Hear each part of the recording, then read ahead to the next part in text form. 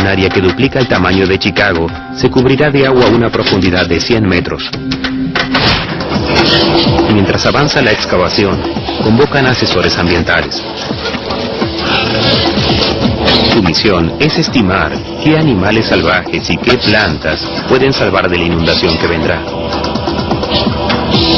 Es el primer proyecto de represa que intenta un plan importante de rescate. Pero en esta etapa, solo hay 17 personas involucradas, y la mayoría son voluntarias. El brasileño Fernão Carbonar formaba parte del equipo. Fue el comienzo de un movimiento ambientalista en todo el mundo, pero las reglamentaciones y los requerimientos legales no eran tan rigurosos como en la actualidad. Es una carrera contra el tiempo. Si el plan no se termina antes de que el valle se inunde, miles de animales morirán, y cualquiera de las especies en peligro que viven aquí correrán serios riesgos, y el trabajo lleva tiempo. 24.8. Básicamente, el estudio consistió en caminar por los bosques y hallar a los animales buscando sus huellas.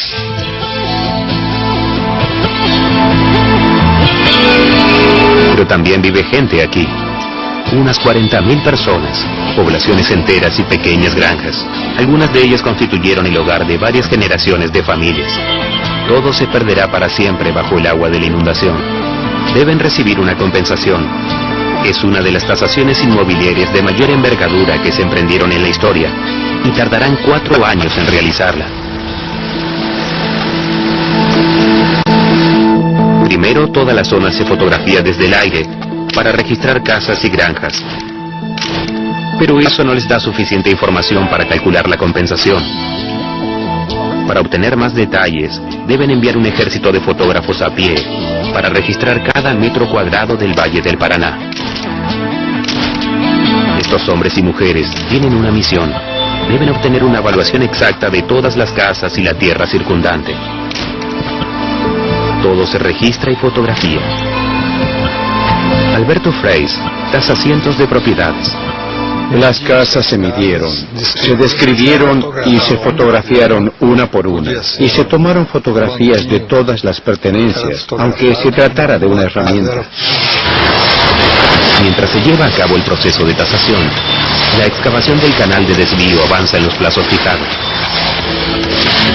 3 años después de haber iniciado la tarea, los ingenieros están preparados para demoler los sellos de concreto del canal y hacer que el gran río Paraná comience a fluir por allí. Son las 8 de la mañana del 20 de octubre de 1978. Las cargas de dinamita están colocadas en cada extremo del canal. Es un momento de tensión. Si la explosión daña el canal, podría retrasar el proyecto un par de años.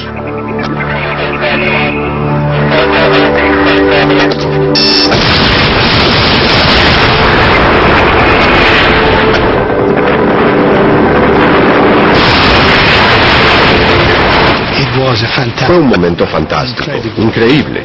La explosión fue como de fuegos artificiales.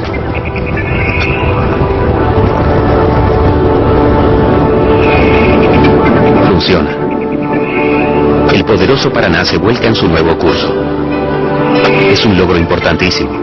Los ingenieros de Itaipú alteraron el curso de uno de los ríos más grandes de Sudamérica. Pero es solo la primera etapa del desvío. Todavía fluye un poco de agua en el viejo lecho fluvial. Luego deben construir grandes presas temporarias o diques provisionales para que toda el agua fluya por el canal de desvío y se aleje del lugar de la construcción. Se construyen arrojando grandes trozos de piedra al río hasta que se detiene su curso. Más allá de que estos diques sean provisionales, el ingeniero británico Bill Beath sabe la seguridad que deben tener. Los diques provisionales impiden que el río fluya hacia el área de la represa. Si se caen durante la construcción, sería un verdadero desastre. Brasil tiene algunas de las lluvias más torrenciales del mundo, y las crecidas del agua podrían someter a presión a los diques y hasta hacer estallar las paredes. Como consecuencia caería una pared devastadora de agua sobre cientos de trabajadores. Los ingenieros esperan poder prever las crecidas del río y así evacuar a los trabajadores para que no sufran ningún daño. Hasta que se construyan las paredes principales de la represa, lo único que separa a los trabajadores de la amenaza de inundación es una pared de escombros.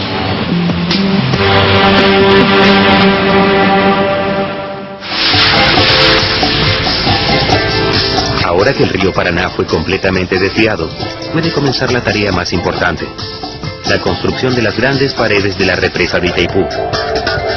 El funcionamiento de una represa hidroeléctrica consiste en verter agua en turbinas y hacer que éstas giren a gran velocidad para producir electricidad.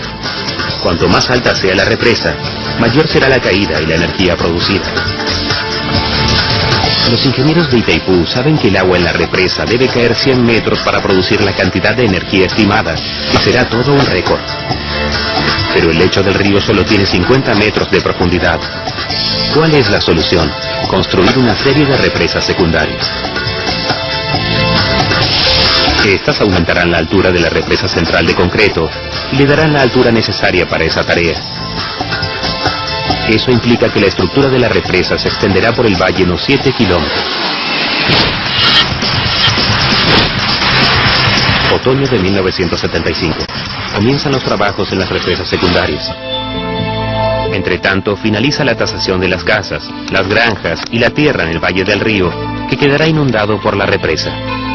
Las autoridades brasileñas y paraguayas advierten que antes de poder sumergir la zona, deben comprar 8.500 casas y granjas. ¿El costo? 500 millones de dólares en moneda actual, además de los 20.000 millones que costará la construcción de la represa.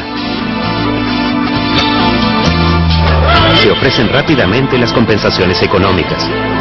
La mayoría son aceptadas, pero algunas personas presentan recusaciones. Los ingenieros están preocupados por terminar a tiempo las represas secundarias. Necesitan desesperadamente más trabajadores, un ejército de obreros, pero la población del Valle del Paraná es escasa y aislada. Su única ciudad, Foz do Iguazú, es un asentamiento de frontera. La ciudad importante más cercana, San Pablo, está a 1.000 kilómetros de distancia. Los encargados del proyecto deben coordinar una migración masiva de trabajadores a la zona. Traen miles de personas en autobuses desde todas partes de Brasil. Deben construir todo lo que necesita una gran ciudad, desde escuelas y hospitales hasta iglesias y jardines de infantes. Se construyen nuevos complejos de viviendas solo para los trabajadores de la represa. Se organiza la producción masiva de comida para alimentar a una cantidad cada vez mayor de trabajadores. La ciudad de Foz do Iguazú crece a un ritmo increíble. Hablamos de mudarnos a una ciudad pequeña con unos 30.000 trabajadores. Una población reducida se convierte prácticamente de la noche a la mañana en una ciudad equivalente a las que creó la fiebre del oro.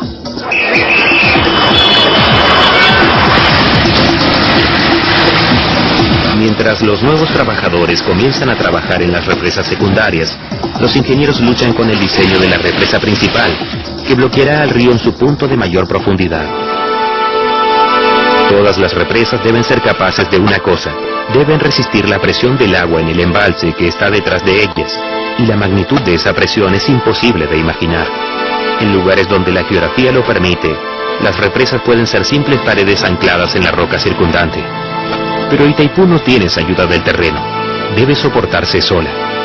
Entonces Itaipú debe seguir un diseño que depende solamente de su propio peso. Los ingenieros la llaman presa de gravedad.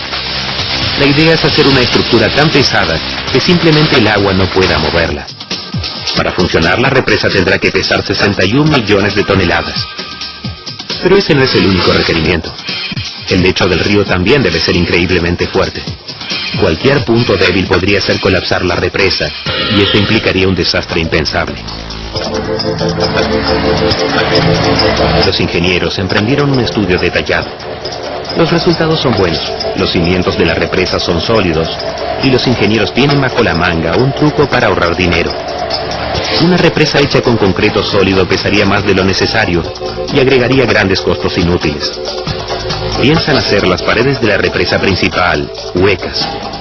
Siempre que tenga el peso suficiente, resistirá la presión del agua. No es necesario que sea absolutamente sólida. Puede ser hueca y sin embargo resistir la presión.